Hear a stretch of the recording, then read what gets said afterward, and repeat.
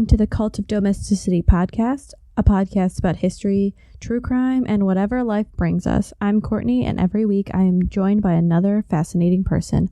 Let's see what we're going to talk about this week. Welcome back, devotees. This week, I'm with Paul from Varmints, and we're not eating bugs. Not this time. Oh. Which is good, because that's a visual thing, and this is an audio medium, so it wouldn't really wouldn't translate very well. I could just eat plastic wrappers off of candy and tell you that it was bugs, and you'd believe it. So it yeah, probably would sound more buggy. Probably. Yeah. No, not this time. No bug eating until there's a very good reason to be eating bugs. I still like it. We can do a ranking system of all the bugs. Find some really unique bugs. Yeah. I'll go to Jungle Gyms. They have some. We'll do like we do on our show and just rank it on a scale of 1 to 10, and I guarantee you none of them will be above like a 2. I don't know. I think Jungle Gyms has all of them now in suckers. Oh, that doesn't count. Like a scorpion. Last time I was there, it was like a scorpion sucker. They did have some of the bagged ones, but... Yeah, no, that doesn't count. So candy bugs don't count. Nah, not to me. It's either the whole bug or go home. I'm hardcore like that. You guys should send Paul pictures of you guys eating bugs. Please. I think Please do that. varmintspodcast@gmail.com. I welcome that. It's probably like the least weird thing you can ask someone to send you, like pictures of, that won't go bad. Yeah. I'm just thinking of what Kate asked people to send her once, and I'm just like, that's a bag of worms. Oh, yeah. I don't know. Yeah. Oh, I don't know if she knew what she was stepping in with that one. Kate. Yeah. Hi, Kate. Hi, Kate. We've already talked about you off mic. Now we're talking about you on mic, so you've gotten your 2 shout-outs. Yes. Kate, we will try to work in some Pride and Prejudice BBC version references. I might try to shoehorn 1 or 2 in. I can't promise you anything, so. But hi, Kate. Kate, Yeah, host of the Ignorance Was Bliss podcast that everybody should be listening to because it's awesome. It's amazing. Okay, since I'm going first, I'm going to drink sangria while we do this because we're going to España. Yay. We're going to talk about not one of the not great things about Spain. We're going to go with one of them because there are a couple. We're going to talk about... I live there. I know about them. It's fine. The Festival of San Fermines, which is a week-long historical festival held annually in Pamplona, Navarre, Spain, so in northern Spain. And most people probably only know one part of this festival, and Paul, do you know this part? The running of the bulls. Exactly. Yes. I feel like I should have some guitar music going on in the background that... That was really good, actually. Flamenco guitar going on. I have a guitar here somewhere. I don't know how to play that music, though.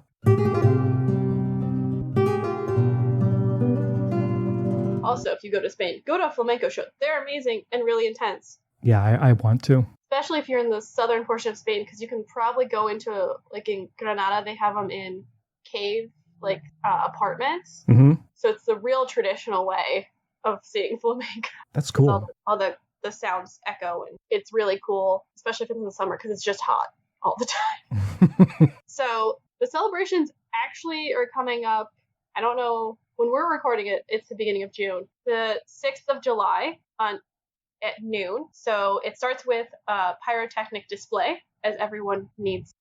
They call it Chupenazo.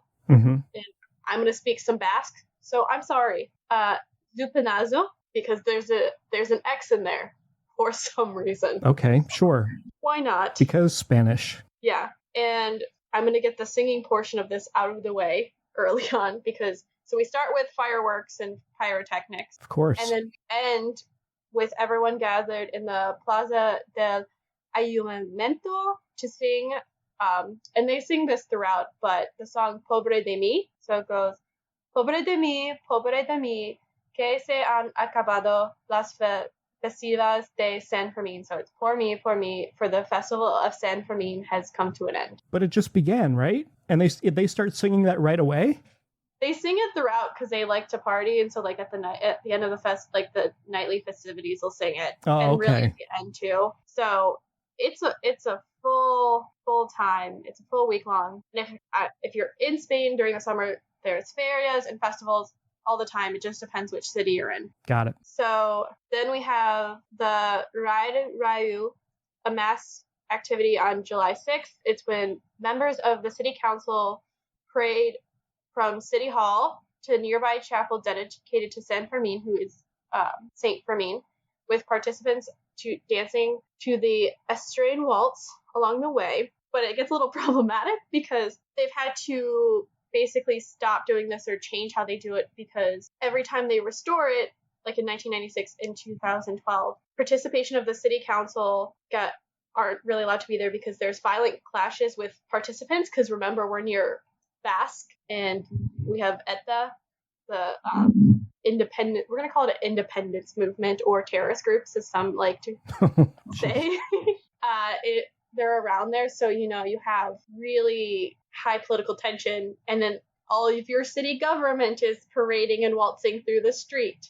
Right. And they would make it take like 5 hours. Yeah. And it's not that far. And I'm sure there's no small amount of alcohol being consumed during this whole thing. No, probably not a drop. Not a... So the really big day of the festival is the next day. Thousands of people accompany the 15th century statue of Saint Fermin through the old part of Pamplona. And then they follow it with El Estreno, or the Roar, where it's a 50-year-old tradition. And I really, really like this one. Everyone gathers together at 11:59 p.m. at the town hall and make as much noise as they can for several hours, mainly with drums and bowls and whistles and all the other objects. So the whole city gets together and just, bangs on drums and screams and makes... So that is what is called in my world a nightmare, because my brain shuts down at 9:30 p.m. I don't like crowds, and that is just way too loud for that time of night. I'm a really boring guy, Courtney.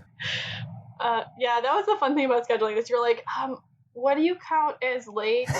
And I'm like, I don't know when I'm done with work. I know. It's like, I got the pickleball tournament tomorrow. See, I normally just get woken up by a child screaming. Oh, that's... Not in my apartment. The one next door. It's fine. It's his favorite thing to do. So I get it. Like, yeah, waking up and you're just like, oh, I need to go to sleep now because I got to be up early. So every day during the morning, there's a parade of the Gigantes y Caballeros, which is giants and the big heads. Okay. And I love the big heads because they're hilarious to see, first of all. They are giant. They look like giant paper mache heads. And they are different types. Normally, they're different types of people in society. So there's like a flamenco dancer, a matador, like politician, all that. And they have the shoulders done too. And you just see the straps down there because they weigh so much. And the way the person who's wearing it, they can't really see because where the mouth is, that's where their eyes are. But they're so large that you can't see it. But they have to use their hand to hold the mouth to keep it upright. Oh my goodness. Because it's so heavy. And they're guided around. But the parade I saw with Caballeros, they were beating kids, which traditionally were like, I think like sheep splatters from I guess from when they slaughter the sheep. And they're just like, okay. And they would blow them up to be like, look like whoopee cushions. Oh, good Lord. And then they beat children with them. Why? Look, I understand old traditions, but that is just bizarre. Now they're not sheep splatters, and if I can find it, I had a video of them just beat, like 3 of them, just wailing on a grown man. Okay, but you mean like just a gentle little bonk on the head, not like full force beating the heck out of somebody with a balloon, right? I mean, they went pretty hardcore. I think they knew him. I hope they knew him. Oh my gosh. And then their like handler was like, "No, you guys got to go." It's insane. There are more terrifying things about this celebration than I ever thought, and you're probably not done. No. Oh my goodness. We haven't even gotten to the main event or the saint. Okay. I'll just send you a picture of them. They look hilarious. Slightly terrifying, but the Gigantes are actually more terrifying because they're probably 10 feet tall, and then I believe there's people underneath them, or they pull them on wagons, and depending on where they are. And so their Gigantes are 8 giant figures built by Dario Amoreda, a painter from Pamplona in 1860, and they represent 4 pairs of kings and queens from 4 different races and places: Europe, Asia, America, and Africa. The ones I saw were, because in Granada it's Ferdinand and Isabella, and then the Boabdil and the Sultana, because Granada, the final place where the Moors were in Spain. So, but those ones are more terrifying, I think, than the giant heads, because the giant heads, they're like people, clearly. Those ones are just huge and kind of terrifying because they're so tall. Sure. When you lived there, did it feel like you just constantly took NyQuil and Benadryl and went to sleep and just had those dreams? Because there's no amount of drugs in the world that would make me come up with this stuff. No, not really. The only time was when we were walking around the main city in Granada, like Los Reyes Católicos, because everything in that city is pretty much named after Isabel and Ferdinand. And we walked past the sex shop that was on the main street, and first of all, there's families out. It's like 10, 11 o'clock at night, and there's families out just walking around because it's actually kind of cool out. Mm-hmm. And I believe it was a guy. They were hitting people with like whips and stuff from the sex shop because they were trying to get people in. Just wow. Off the street, just right off the street. And then we wandered into a random flamenco dress show, fashion show, which was kind of cool. And it was just so bizarre being 10, 11 o'clock at night. And we're like, what is happening? But we were prepared for the parade, so they told us what was going on. We're like, oh, okay. And so everything was kind of put into context. But I'm sure if you just saw the Gigantes or the Caballeros, you'd be like, what is happening? Oh, for sure. They have a good time in Spain. We'll go with that. Yeah, and it would be my luck that I took a vacation there at the beginning of July and all that stuff was going on. Just didn't know. Yeah, let me just take an Uber over to Portugal, where it's they're probably having stuff going on too. Oh, jeez. You'd have to go in winter, and even then, who knows? Yeah. So on top of that, there are exhibitions and competitions of Basque rural sports every morning in the Plaza de los Fueros. It's the square closest to the city's citadel, where they were formerly held in the bull ring, but I think that's kind of grown to be so popular that they can't hold other events there. Okay. So sports. Paul, get ready to figure out if you can do some of these. Stone lifting, wood cutting, hail bale lifting. Sure.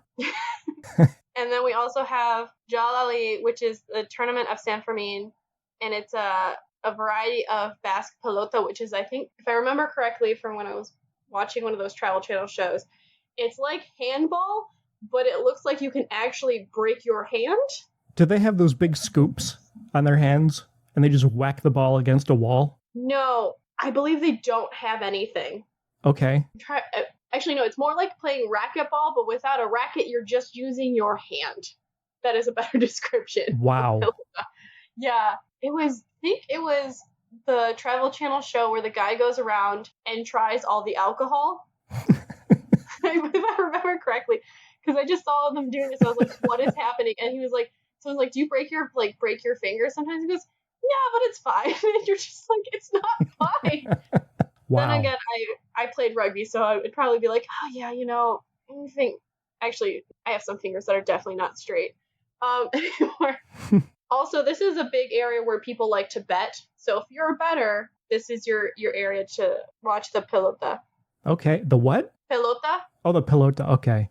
Yeah. Your pronunciation is very good, by the way. Thank you. I don't know what I'm talking about.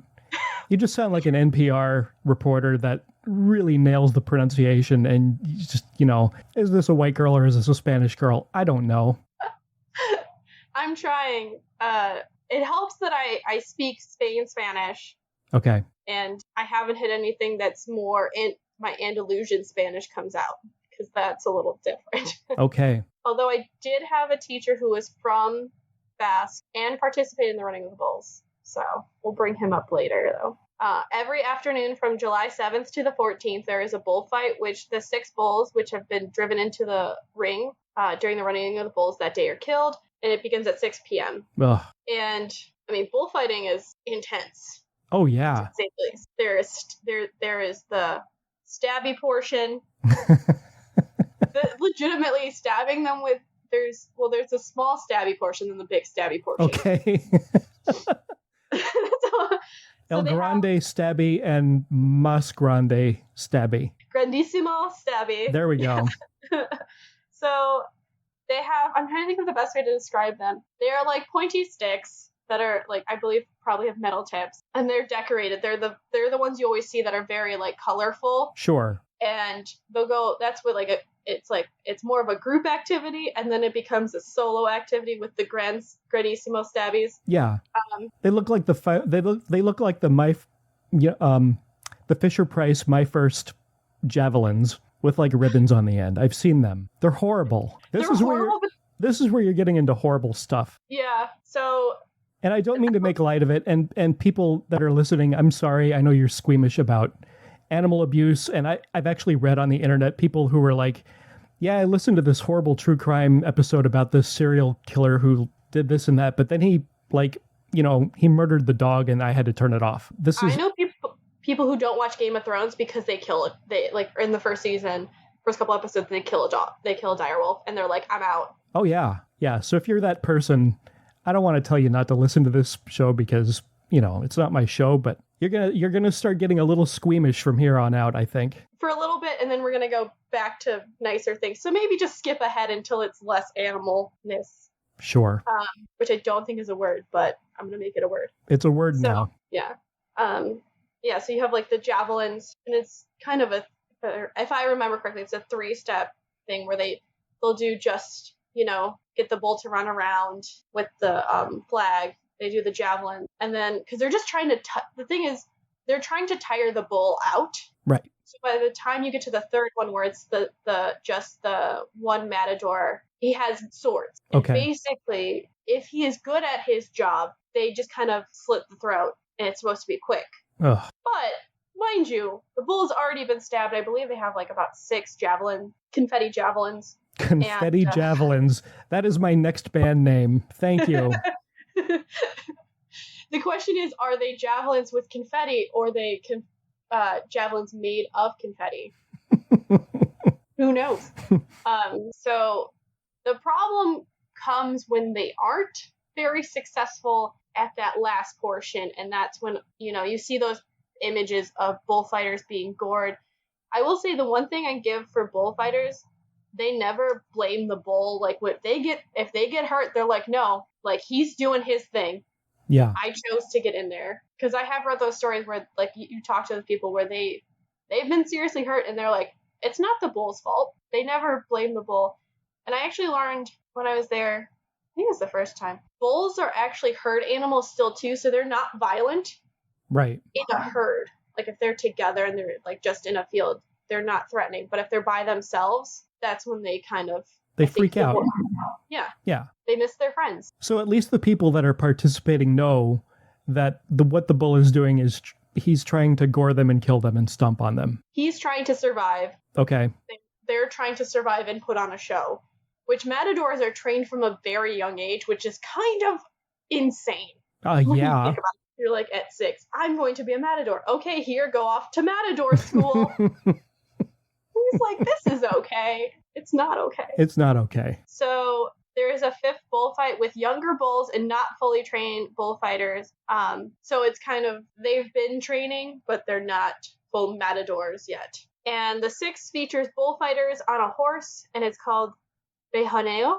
On top of this, every night is concluded with fireworks at 11 o'clock at the Citadel Park. While you would not do well in Spain, they are very much long days. Sure. I've seen people coming home from a night out at like 8 a.m. and I was like, I'm not about this life.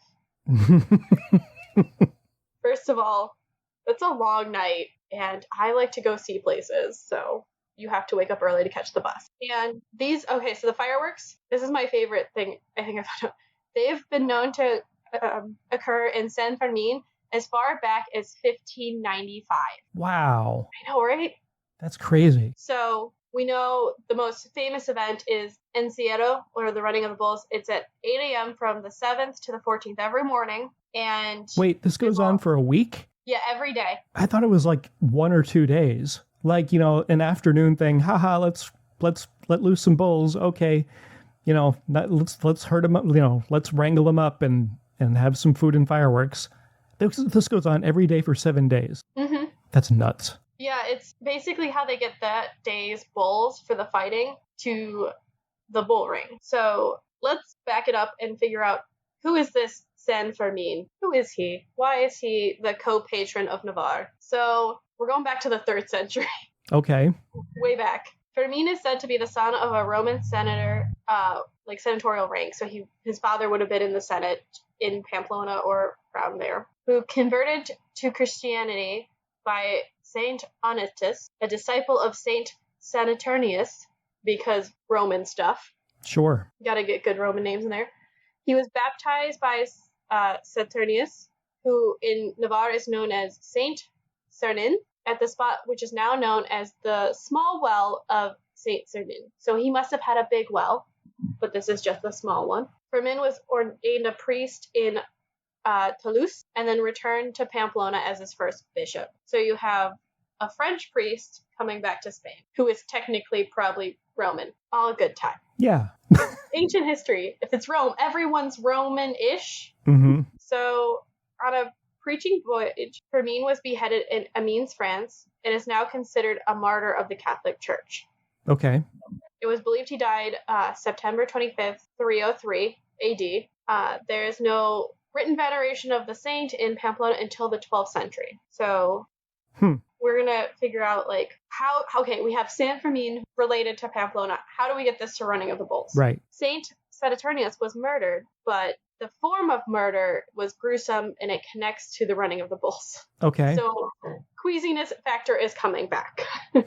Saturninus' feet were tied to a bull, and the bull was whipped so it would run through the streets, dragging Saturninus to his death. Oh, that's a bad way to go. Yeah.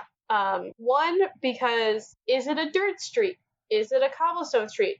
That's going to depend how long, when you're getting dragged along, what's in the street. Sure. Because as bad as cobblestone sound, it's kind of hard, and it would break up your body, and you're hoping you get a good knock on the head and you're kind of out. Yeah. But if it's dirt, unless there's a rock or something, you could drag for a while. Oh, yeah. Ugh. So Fermin was named Saturninus' replacement as Bishop of Toulouse, where he also met his gruesome death. So he basically was killed for trying to convert locals to Christianity. He was arrested and beheaded. And the men's deaths get mixed up.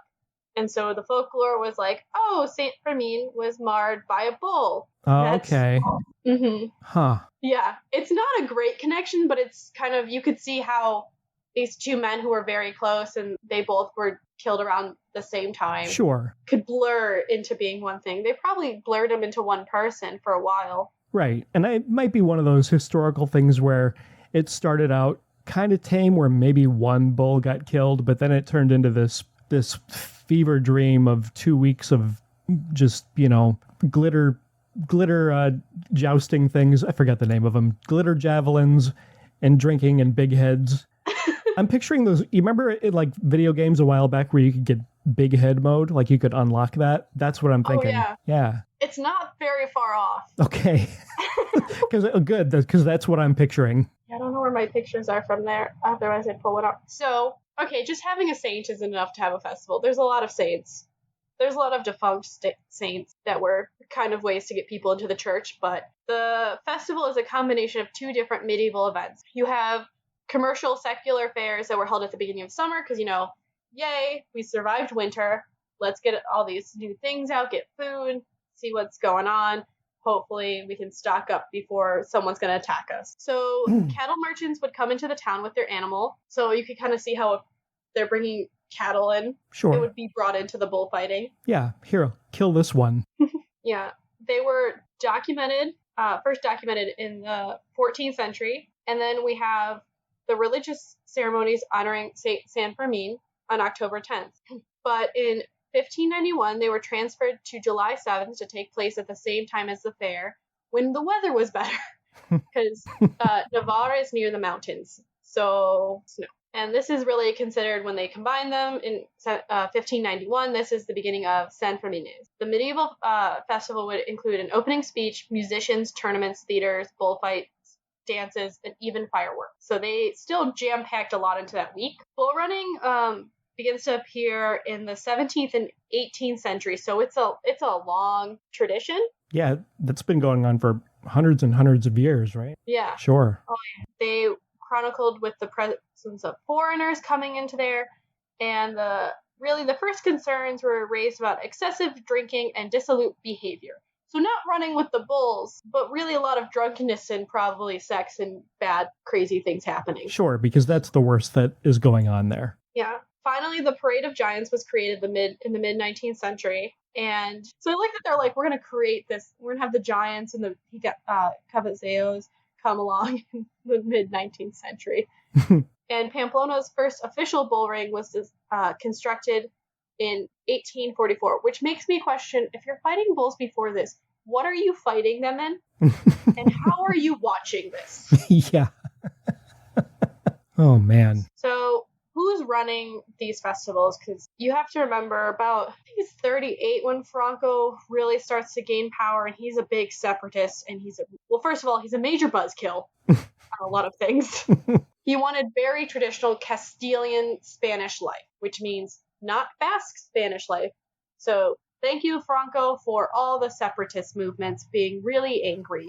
That is a fair blame. Well, Spain, a lot of their festivals, especially if you've ever seen like their Semana Santa festivals, there's a bunch of different like associations. In Basque, they have their Penas, which is a male recreation association. It developed in the middle of the 19th century, and they are there they go and control the safety of the bull run and really are the ones partying a lot.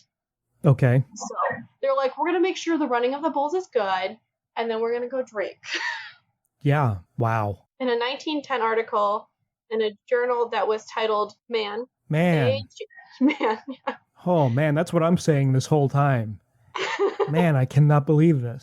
Yeah. A.J.N. Tremonine writes, quote, they were seen as symbols of virility and manhood, risking their lives in front of the bulls, enduring long hours of heavy drinking, eating abundantly, dancing endlessly, and not requiring sleep or rest, end quote. So basically they knew how to have a good time. Crazy. But they are the ones who brought about that traditional image you see of festival attire. You know, white pants, white shirt, red scarf, neckerchief, red scarf around the hips, white shoes, white and red shoes. Where you find white and red shoes, I do not know.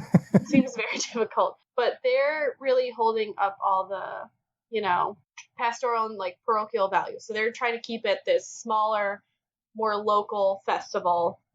Sure. The Penas really were against the arrival of tourists who would come to Pamplona during the 1960s, who didn't follow the dress codes, and they wore shorts. How dare they? Backpack, long hair, or beards. So don't do that. You go. They would hurl epithets at the tourists and wear wigs to mock their appearance. Actually, they sound like they don't really do know how to have a great time. They're like, we're going to mock you, and we're going to like put on wigs and pretend to be you. Because Spain isn't about those shorts. It's hot there, but no one really wears shorts except for children. Fun fact. They know you're American if you're wearing shorts. Let's put it that way. Good to know for whenever I don't visit there ever. So really, the running of the bulls was male only, and they really tried to epitomize the ideals of machismo, so being super manly and all the patriarchy things. Sure. Spanish bro dude. Dude bro. Oh boy. Okay, so most of the youth who were participating in the festivals saved as much money, really around 50 pesetas, which was the minimum to watch the running of the bulls, have a snack and wine, eat lunch, dinner out, eat churros with brandy a couple times each day. And I'm like, I've never had churros and brandy, but I would try it. Sure, that sounds nice. I mean, that actually sounds lighter than churros and chocolate, because that's basically just melted, like, dark chocolate, and it's really, you just eat it and then take a nap. They probably make really good churros, too. They're so good. That's like, there's certain foods I miss, and that's one of them, is churros. Sure. You split them with friends, that's breakfast. Churros are a breakfast thing, guys. They know how to live. Yeah, that is living your best life. So, after the religious functions, the groups would, formed by the authorities in the village, they would come back home of the town, about 90 minutes after leaving. So they'd go out, they'd be like religious things. They'd be like, okay, we're going to leave town. And then they come back to have a good time. It was really, they were waiting on the bulls. So how did we get to the idea of Pamplona being the, in our minds, when you think of Pamplona, you think of the running of the bulls. Who did that? Our good American friend, Ernest Hemingway. Oh, yeah, that's right. He loved that stuff. Yes. I forgot about that. Yeah, he wrote a lot about Spain. He lived there for a while. And in The Sun Also Rises, he wrote about the running of the bulls. On top of that, he was also a journalist. He visited first in 1923 and then returned a lot until 1959, so about 20 plus years. He was fond of bull runs, bullfighting. He never participated, and I'm sure there's an Ernest Hemingway tour in Pamplona. He was Ernest Hemingway got around in many ways. Let's just put it that way. We'll leave it at that. Another famous American author, James Meichner, also wrote extensively about the festival and bull ridings. In his nonfiction book, Iberica, he explained the art and business of bullfightings with a tremendous gracia, explaining, he just romanticizes it. Let's put it that way. So let's get to the main event, the bullfighting, or the bull run. So it's pretty much the same technique that they've always used. They're just trying to get bulls from the corrals outside the city into the ring. Basically, that's all El Encierro is. Except there are people there. Yes, people who are purposefully putting themselves in the way of an angry running bull. Yes, not just bulls, but we'll get to that. Oh boy.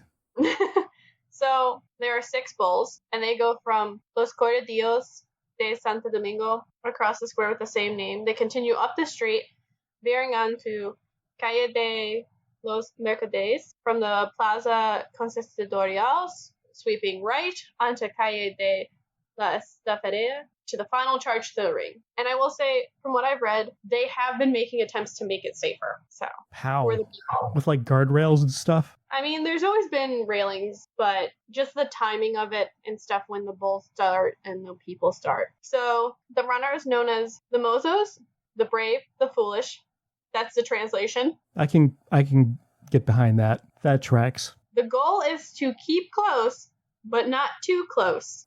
So they run a total of 825 meters. Don't ask me to translate that. And it lasts a little more than 3 minutes. Huh. I'm sorry.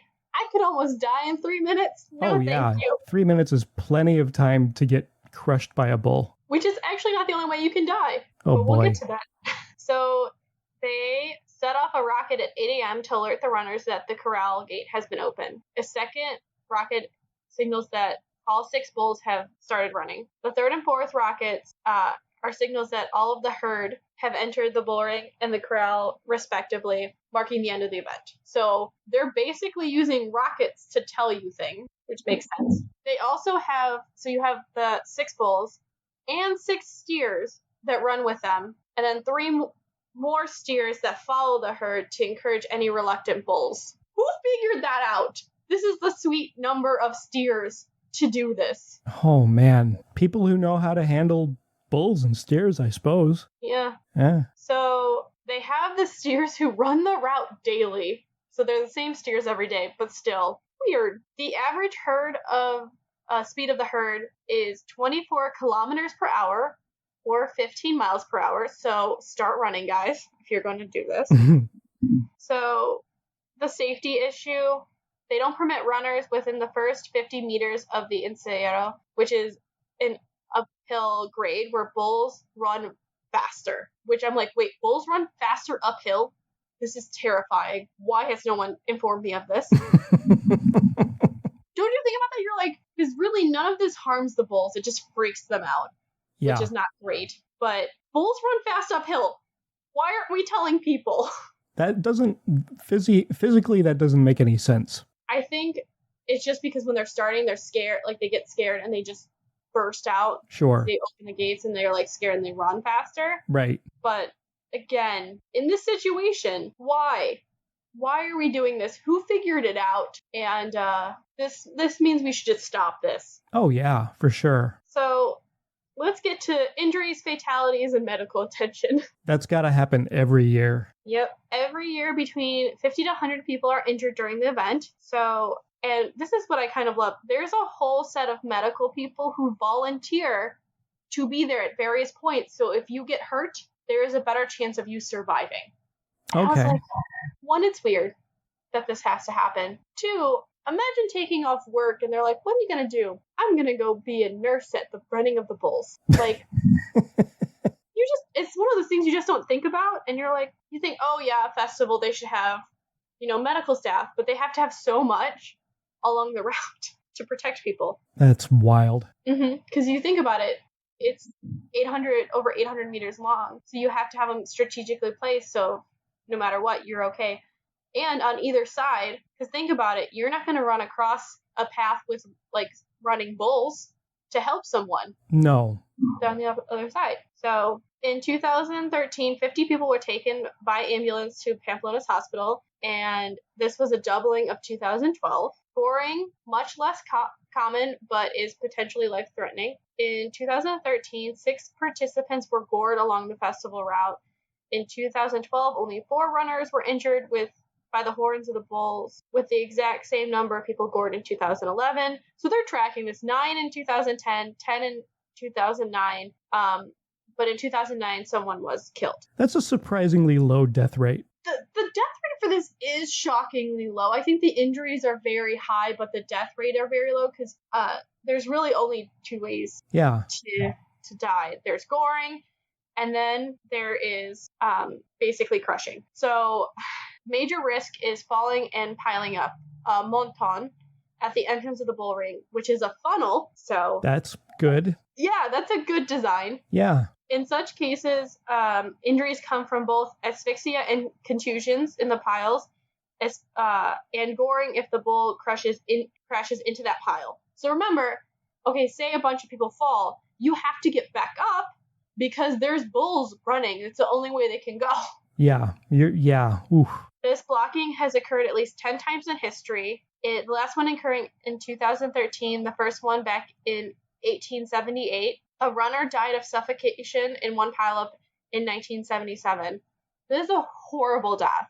Oh, I'm yeah. sorry. Since record keeping began in 1910, 15 people have been killed, most due to being gored, and we're going to go over each of them. So they have 16 sanitary stations every 50 meters on average, each one with at least a physician and a nurse, along with personnel. There are around 200 volunteers, mainly from the Red Cross, and around 20 ambulances. So that's more than a little over 1 ambulance per station. So Pamplona is like, this is happening.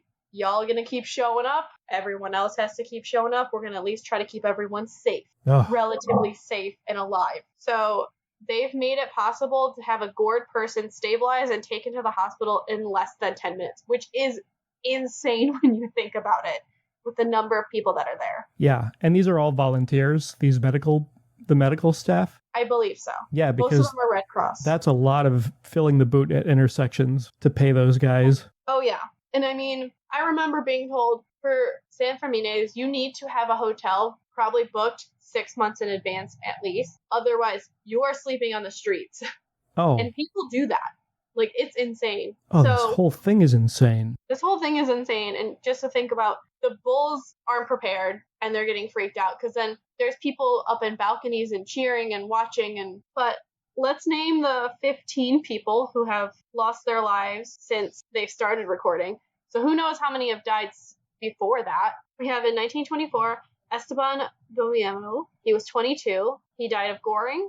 In 1927, we have Santiago Lucia. He was 34. He also died of goring. In 1935, Gonzalo Busari. He died of goring. He was actually from Mexico. 1947, Casimiro Herrera. He was 37. He also died of goring. 1947, we also had Julian Zabalizia, 23, died of goring. 1961, Vincent Irazola, 32, died of goring. I'm seeing a trend here. Yeah, a little bit. Not a good trend. No. 1969, Hilario Pardillo, 45, died of goring. 1974, Juan Ignacio Arezzo, 18, died of goring. 1975, Gregorio Goriz, 41, died of goring. 1977, Jose Joaquin Espalizia, 17, died of suffocation in a pileup. 1980, Jose Antonio Sanchez, 26, died of goring. 1980, Vicente Risco, 29, died from being hit by a bull. Ooh. It just says hit. I'm assuming by a bull. 1995, Matthew Peter Tezio, 22, from Illinois, died of goring. 2003, Fermin Extabiero, 62, died hit by horn, so he got hit by a bull's horn. 2009, Daniel Jimenio Romero, 27, died by goring. So those are the 15. Most of them are from Navarre, Spain, and most of them are younger, but still, that seems a bit too much. That's a bit too much, and I think I have the solution. I think I have the answer. I'll provide some alternatives too. Yeah. Do you want to know what the answer is? Don't have it? No, well, other than don't have it, if you have to have it, I think maybe you have to like cut the pointy bits off of the horns, or at least like put pieces of pool noodle on the pointy parts. That might be safer. Noodle idea? Yeah, the pool noodle idea. It doesn't hurt the bull. Just probably don't do red ones. I think, aren't they colorblind where they can kind of only see red? That's what I've heard, but I don't know if that's true or not. So the opposition, and this is kind of also opposition to bullfighting in general in Spain. They argue that the bulls are mentally injured by the harassment and voicing for both participants and spectators. Like, some of the animals may die because of stress, and if they are roped or have flares in their horns, because not in this one, but some of the other ones, they attach like fireworks to them, and I'm like, why are we doing this? It's already very extreme. You're like, let's add fire to this. And some groups claim that workers use electric prods and sharp sticks to agitate the bulls before releasing them for the race. So basically, they think they get them all amped up through pain. Yeah, the takeaway for this whole thing is that Spain invented extra. I mean, yeah, it's I feel like Europe just invented extra. And it's like, just which version of extra would you like? Because I would say France is pretty extra. So is Italy. But yeah, Spain definitely invented a crazy version of extra. And the same groups also protest the widespread deaths of the bulls after the races during the bullfights. One thing I had found out was after the bull is dead, they do utilize all of the meat and components of the bull and use it for the bullfighter gets a certain piece, and I believe, if I remember correctly, they donate some of it for people who are less fortunate, and then they sell some of it. So okay, well, I don't like how they got there, but I'm glad they're doing something honorable with the animal. Yeah, if they just got rid of the bull after that like didn't utilize it, you're kind of like, you just killed an animal for no purpose. Yeah. The road from point A to point B is a little sketchy. Yeah. But the festivities of the El Encierro and all of it is still popular in the villages. So it has ground level support from locals. Many animal rights activists obviously oppose, including PETA. Please don't get me started on PETA. I don't like PETA, but they did create an alternative called the Running of the Nudes, which is it's 2 days before the beginnings of San Fermines. They march naked. They do a lot of things naked. Yeah. They protest the festival and, as well. Interestingly, in 2010, Catalonia, the autonomous region in northeast Spain, it's a big powerhouse, them and Bas, Navarre, very big industrial powerhouses in Spain, banned bullfighting. Good. Polling showed that 60% of Spaniards said they didn't like bullfighting, but I just love this. 57% said they opposed the ban because it was a rejection of Spanish tradition. Wow. So they don't like it, but they're like, but don't tell us what to do with our tradition. In 2006, Spain's constitutional court overturned the ban on bullfighting, declaring it unconstitutional. Interesting enough, when Catalonia was trying to become independent yet again. So that seems like a power move. On top of it, within Spain, there's a radical wing of anti-bullfighting movements that has begun to stage more confrontational demonstrations to try to gain attention. Two groups, Equano Animal and Igualdad Animal, have invaded Spanish bull rings for the first time in a new tactic, which they intend to repeat throughout the bullfighting season, so the summer. instead of just protesting outside. So they're not just putting them, like, the bull in danger, they're putting themselves and the matadors in danger, and everyone who, like, it's so dumb. Don't jump in the ring then. I'm sorry. Yeah, no, it's all, every bit of this is dumb.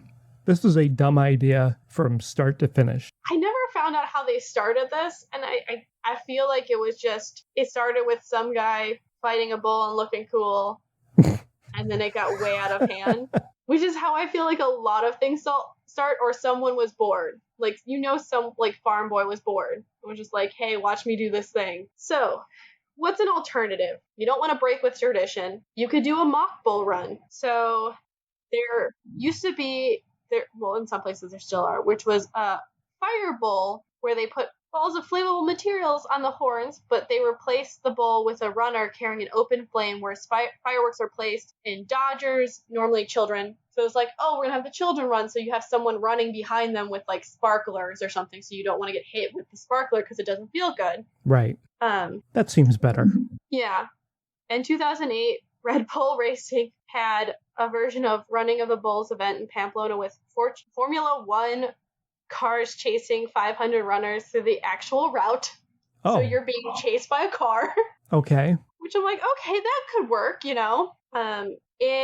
the Big Easy Roller Girls Roller Derby team has performed an annual mock bull run in New Orleans since 2007. The team dresses up like bulls, skates after runners through the French quarters, which I'm like, this is kind of great. Yeah. In 2012, there were 1,400 runners with over 400 bulls from all over the country. And on top of that, Pamplona has started to initiate running events in June as well, with a full marathon and a half marathon and a 10-kilometer road race that uses the Encierro route. So, like, there's alternatives if you, like, hey, like, let's maybe not use bulls and, like, we can get them in another way. You're going to keep bullfighting. Like, that is safer. And I'm sorry, I think the roller derby one sounds like fun. That does sound fun. I like that one. Because think about it, you could sign, like, the locals could be the bulls, or you could have people sign up, like, and it would be so much more fun. Yeah. But yes, that is the running of the bulls, the full history and interestingness of it. That is very interesting. I learned a lot. I was shocked to find out only 15 people died, because you hear about people getting really seriously injured a lot. And yeah, like I said, that's a surprisingly low death rate. Yeah, if you look at it, the past 10 years, there has been one death. And I think I'd give props to the city of Pamplona, really, for doing that. Because if you look at, they're like, okay, medical attention nearby. So if you, like, say you get hurt, you're fine. You get seriously injured, we can get you to the hospital. Like, yeah. Oh, yes, I forgot. So back to the people I know who've done this. The one person I've talked to really seriously about it when it was going on was my teacher in Spain, and Sean. He's from Basque. The X was in there. It was weird. It doesn't, yeah. But he said he did it when he was younger, and now when he looks back at it, he goes, it is so dumb, and it's so stupid, and so dangerous to everyone, including the bulls. He goes, I don't understand why we still do it. And I'm like... Tradition, pretty much. It's crazy what we do for tradition, but I think now it's probably ending up being more tourists doing it, which seems worse, actually, in my mindset. Yeah. Because you don't know the streets. Like, they do have fencing off the sides, so, like, there's gaps that you can get into if the bulls are coming, so you don't get hurt, but still. Yeah, and there's probably some unwritten rules amongst the locals about running the bulls, and maybe a tourist doesn't know those rules or the nuances of those unspoken rules, so they get hurt more. That's just a theory that I have. Yeah, because, I mean, there's only one person from America who died, but most of the Spaniards who end up being killed are killed in it looks like the bull ring. So they probably made it there and they just didn't get to a location in time. Yeah. So it seems like they safely ran the whole thing and they just couldn't get out of there. And there's a lot of cooperation among the people. I've seen videos of people getting near a wall or near a guardrail, and a bunch of people will jump in and grab him and pull him to safety, which is pretty nice. That is the one good thing about watching it, is to see that. Like, you're like, I have a little faith in humanity left. Yeah. That you're like, we don't want to watch a man die in front of us. Thank you. Yeah. Yeah, we're only going to get darker, guys. Butt plug or plug away. My name is Paul, and I am one of the hosts of the Varmints podcast, where we talk about animals. We don't talk about this stuff because it's a little off-brand, but we'll talk about, how animals work, and we'll talk about them in pop culture, and we'll give you a little pub trivia, and it's a lot of fun. It's usually about 45 minutes, family-friendly. We don't curse, and it's I like making it, and people seem to like hearing it. So, Varmints podcast. So next week, Paul will be back to talk about more animals. And I'm not gonna lie, we're not gonna get lighter on this. No, it doesn't get better. Bye. Bye. Hey, I thought I'd do something fun for my birthday month this year, and I would like you guys to play along. I would like you to do a tag with this podcast. So either share it with someone who's your best friend or someone you think would enjoy it, but I think that would be the best gift is you guys sharing the podcast. Maybe, if you're stuck in the car for a couple hours, force your whole family to listen to a couple episodes. I don't know. Have fun with it. Also, if you do it, please tag me in any pictures because I would love to see all the friendship sharing podcast memories. Hey, my name's Paul, and I'm not an animal expert. I'm Donna, and I'm not an animal expert either. And together we do a podcast about animals called Varmints. Every week, we do a bunch of Hi, this research is on Mouse. it and bring I'm you some Weens. interesting facts about that animal. We have the Mouse But we don't and Weens stop there. We talk about that podcast. I'm the animal mom in that movies, lives in TV, and other suburbia pop with three culture. kids. I'm alone. And we talk about whether or not She's that the animal would make Hollywood a tasty dish. cat lady. How important we think it is. on And a we scale have a of fun 1 to 10. podcast where we talk about It's exactly life, like one of those love, fancy and PBS nature documentaries. loneliness. Except with more Care. poo jokes. Oh, sorry. We hope New you come episodes take a go listen live to every us. We're on Thursday all wherever the you find your platforms, favorite and we will podcasts. see you soon. Or you can visit us Hi, at Pam. blazingcariboustudios.com. Varmints!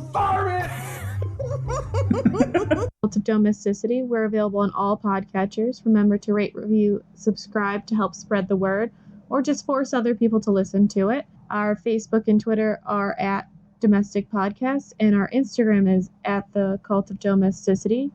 We also have podcast merch at Threadless. As well, if you want to support us financially or show some appreciation, we have a PayPal tip jar and a Patreon, which has some pretty great perks. Any topic suggestions, feel free to email us at domesticpodcast@gmail.com. Remember to stay domestic and cult-free.